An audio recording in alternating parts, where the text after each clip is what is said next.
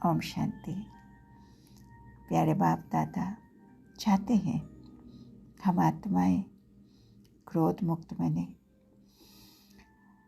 हमने भी क्रोध को जीत भी लिया है, पर कभी किसी आत्मा के कोई संस्कार को देखते हुए हम स्वयं अंदर ही ज्ञान स्वरूप से नीचे आ जाते हैं और उस आत्मा से किनारा करने का प्रयत्न करते हैं।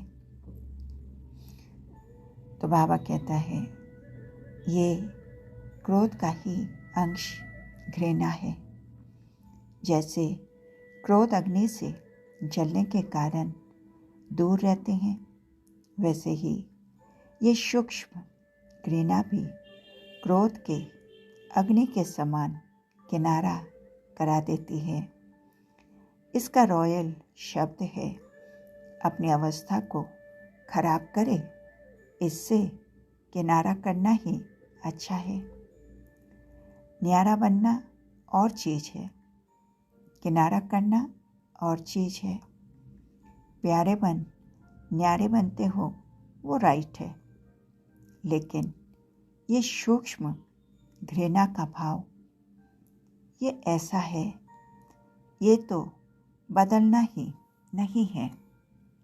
ऐसे सदा के लिए उसको सूक्ष्म में श्रापित कर देते हैं।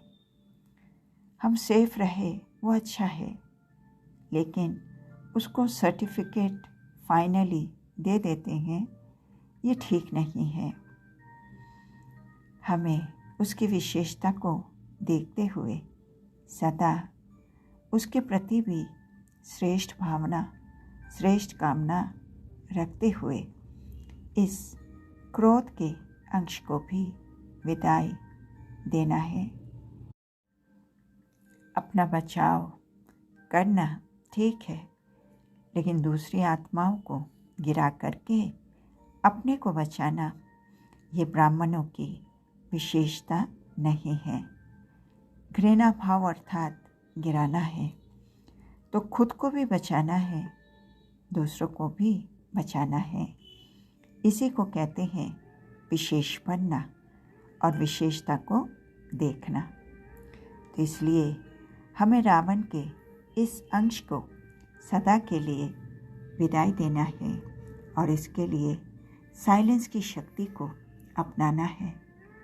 साइलेंस की शक्ति क्रोध अग्नि को शीतल कर देती है, व्यर्थ संकल्पों की हलचल को समाप्त कर देती है।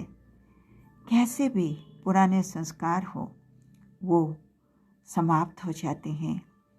अनेक प्रकार के मानसिक रोग भी सहज ही हमें मुक्त कर देती है। अनेक जन्मों के भटकती हुई आत्माओं को उनका ठिकाना मिल जाता है। शांति के सागर बाप से आत्माओं का मिलन भी हो जाता है। ये साइलेंस की शक्ति कम खर्च बालानसीन बना देता है। समय के खजाने में भी एक नामी कर देता है। हाहाकार से जय जयकार करा देती है। ये साइलेंस की शक्ति सदा हमारे गले में सफलता की मालाएं पहना देती है। तो हम आत्माएं साइलेंस की शक्ति को अपनाते हुए खुद विशेष बनकर दूसरों की भी विशेषता को देखने वाले रावण के इस अंश को सदा के लिए विदाई देने वाले बने।